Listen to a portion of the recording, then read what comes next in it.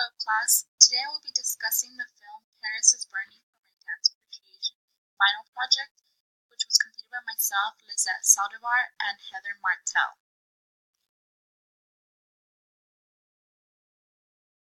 This documentary accompanies the lives of drag queens living in New York City in the late 80s, explaining their house culture, balls, and voguing.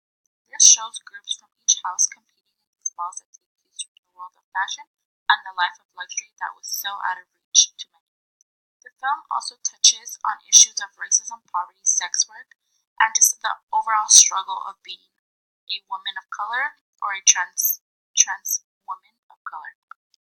In the film, we also see interviews with formal drag queens such as Willie Ninja, Pepper LaBeija, and they go ahead and give us their side of their story and what it actually was to be part of these houses.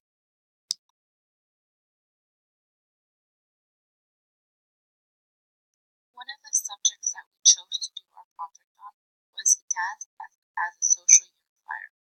These balls had a series of events showcasing many performers on their fashion walk and their dancing and voguing skills.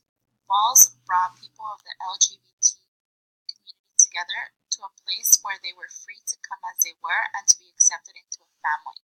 Although all come with different identities and personal choices of the LGBT community, we saw that, for example, Venus identified as trans, Pepper LaBeija as a drag queen, and Willie Ninja as gay.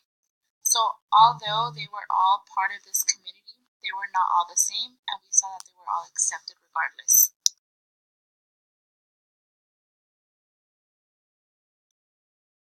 The second topic we chose to focus on was dance and education. Voguing was a dance that originated from these balls back in the 1920s and started to become popularized in society. An example of that would be Madonna's Vogue.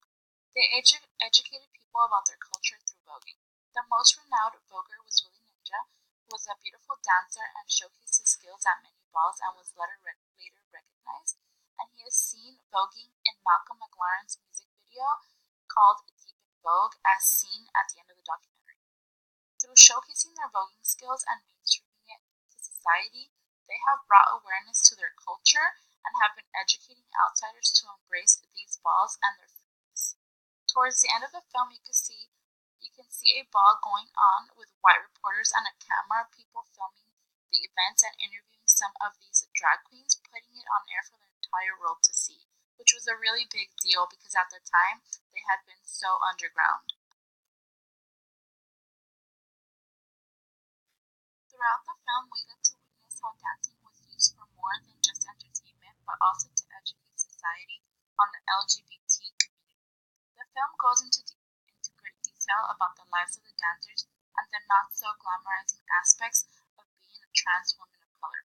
Some of those issues included AIDS, racism, poverty, violence, homophobia, and even sex work. The documentary focuses heavily on the African American and Latino LGBT communities and how they struggle to survive in what they refer to a rich white world. We are informed about the different sexual identities and gender presentations, like gay men, butch queens, transgender women and men, and even cisgender. Through the many popular dance moves like voguing, originated from the balls, the world has finally seen the trials and tribulations of the men and queens of drag that brought awareness to a much bigger culture that goes beyond dancing.